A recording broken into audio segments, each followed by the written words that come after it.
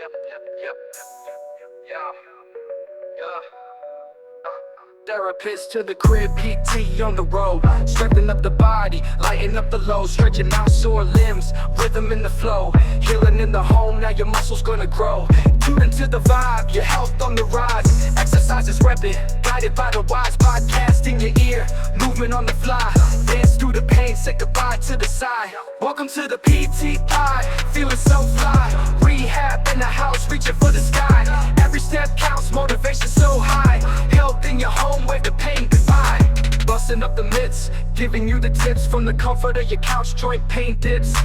Flexing on the track, no workout skips. Healing groove on this journey, no trips. From the ankles to the spine, we got the line. Home health therapy, feeling super fine. Mobility rise, body's prime. PT pod, y'all, it's your time. Welcome to the PT pod, feeling so fly. Rehab in the house, reaching for the sky. Every step counts, motivation so high. Health in your home, wave the pain goodbye. Welcome to the PT pod, feeling so fly. Rehab in the house, reaching for the sky. Every step counts, motivation so high. Health in your home, wave the pain goodbye. Goodbye, goodbye, goodbye. Welcome to the PT pod, feeling so fly. Rehab in the house, reaching for the sky. Every step counts, motivation so high. Health in your home, wave the pain goodbye. Wave the pain goodbye. Wave the pain goodbye. No health in your home, wave the pain goodbye. Love the pain goodbye. Bye-bye. Welcome to your deep dive, listener. Ever decided to skip the gym for like a week, then a month, then completely lose track? Yeah. We've all been there. Today, we're diving into what happens when inactivity becomes a lifestyle. Right. We're talking deconditioning syndrome. And don't let the fancy name fool you. This isn't just about athletes losing their edge. Right. Our sources for this deep dive are actually pretty different. Okay. One sounds like a medical textbook. The other, a social media ad for a physical therapy practice, surprisingly, in the Philippines. Wow, that's what's fascinating about deconditioning. It can happen anywhere to anyone. Okay, so deconditioning syndrome. It sounds kind of intense, like something out of a sci-fi movie where someone wakes up from cryosleep and can barely walk. Right. What's the real deal here? Luckily, it's not quite as dramatic as a sci-fi flick, but it is a real thing. Basically, deconditioning is a chain reaction. Our bodies are amazingly adaptable. When we push them physically, they rise to the challenge, building strength and stamina. But when we stop moving, they adapt in the opposite direction. Muscles shrink, our hearts get a little lazier, and even our bones lose density.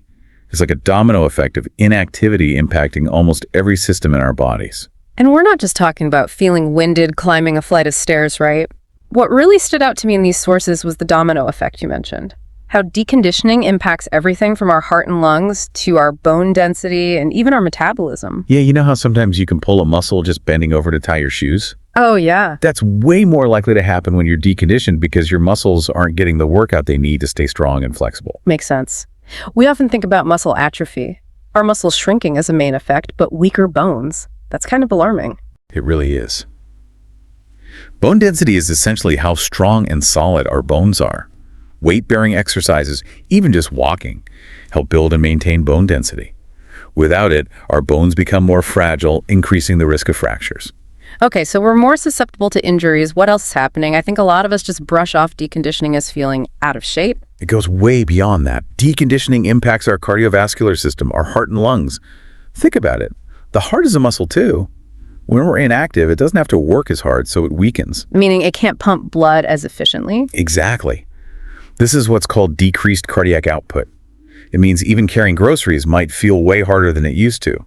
And because we're not breathing as deeply or as often, our lungs lose some of their capacity. We get winded more easily. So it's not just our muscles being out of shape, it's our entire cardiovascular system. Wow. And to add insult to injury, our metabolism takes a hit too. I thought that was more about what we eat. While diet plays a huge role, physical activity is a key player in keeping our metabolism humming.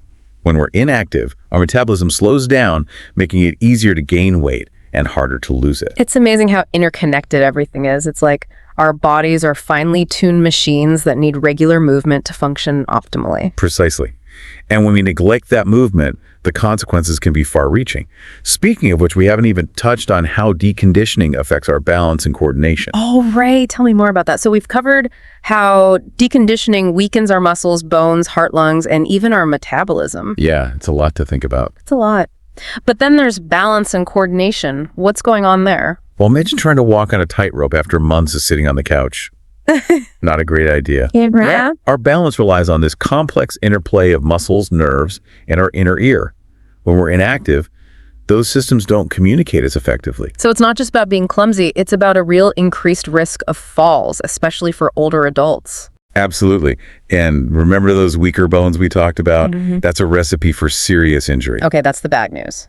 What about solutions? One of our sources, the physical therapy one, gets into that a bit more. What's the key takeaway there? You know, that source is a great example of how deconditioning is being addressed. And what's really interesting is it's not some high-tech solution. It's physical therapy, often with home visits. It makes sense when you think about it. People who are most at risk for deconditioning might have trouble even getting to a clinic. Exactly. That's where the personalized approach of physical therapy shines. It's not a one-size-fits-all program. Therapists work with you where you are literally and figuratively tailoring exercises to your abilities and helping you gradually build strength and confidence. They meet you where you're at. I like that. So what might that look like in practice? I feel like a lot of us, myself included, hear physical therapy and imagine these intense workout routines that leave you sore for days. That's a common misconception. It's all about starting slow and gradually increasing the intensity. Remember, with deconditioning, even small steps in the right direction can make a big difference. So no need to become marathon runners overnight.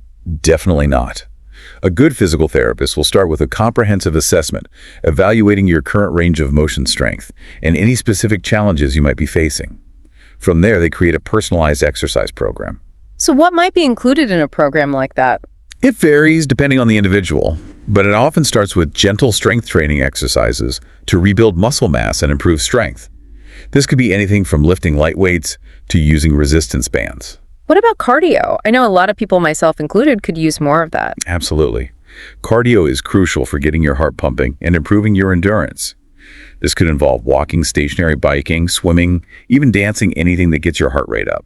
So it's about finding activities you enjoy and can stick with. Exactly. And of course, stretching is key to improving flexibility, range of motion, and preventing injuries. Remember those tight hamstrings from sitting too long. Targeted stretching can work wonders. It's amazing how something as simple as stretching can make such a big difference. And I imagine a good physical therapist will also address balance and coordination issues. Absolutely. Yeah. They might incorporate exercises like standing on one leg, walking heel to toe, or using balance boards to challenge your stability and improve coordination. I'm starting to see how a personalized approach can really target those specific areas where we've lost ground due to inactivity. And here's another great thing about physical therapy. It's not just about the exercises themselves. It's about the guidance and support. Therapists provide motivation, help you stay accountable, and adjust exercises as you progress. They can even offer tips on making your home environment safer and more conducive to movement. I never thought about it that way, but it makes so much sense. They're like your personal cheerleaders and coaches helping you every step of the way. Precisely. They empower you to take control of your health and well-being. So what I'm hearing is that we don't have to tackle this massive undertaking of reversing deconditioning all at once. We can start small, focus on consistency, and seek expert guidance. You got it. Every small step counts. And remember, the goal isn't to become an Olympian. It's to feel better in your own body, have more energy, and reduce the risk of injuries. That's such an important point. It's about improving our quality of life, not achieving some arbitrary fitness standard. Exactly. And speaking of small steps, that actually brings us to another important takeaway from our source material. What's that? Okay, so what does our physical therapy source highlight as a starting point for combating deconditioning? It's surprisingly simple. Walking, just putting one foot in front of the other, even for 10 minutes a day can make a world of difference. 10 minutes. That's it. I can almost hear some of our listeners thinking that. I know. It sounds almost too easy. But consistency is key.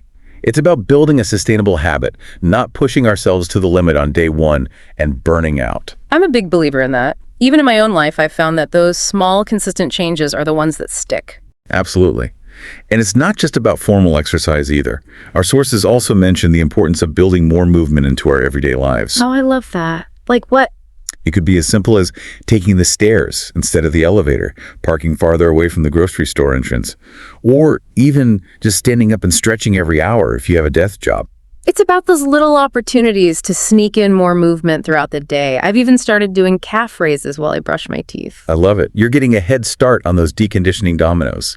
Every little bit counts. It's funny, we started this deep dive talking about a serious topic, deconditioning syndrome. But exploring it this way, focusing on solutions and those small steps, it actually feels empowering. I think that's such an important point. Deconditioning can feel overwhelming if we only focus on the negatives.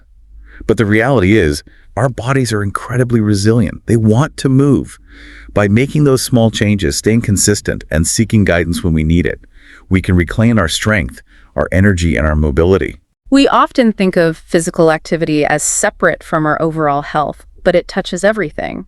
Our mood, our sleep, even our cognitive function. It's all connected. Yeah. And the more we understand about how our bodies work, the better equipped we are to take care of them.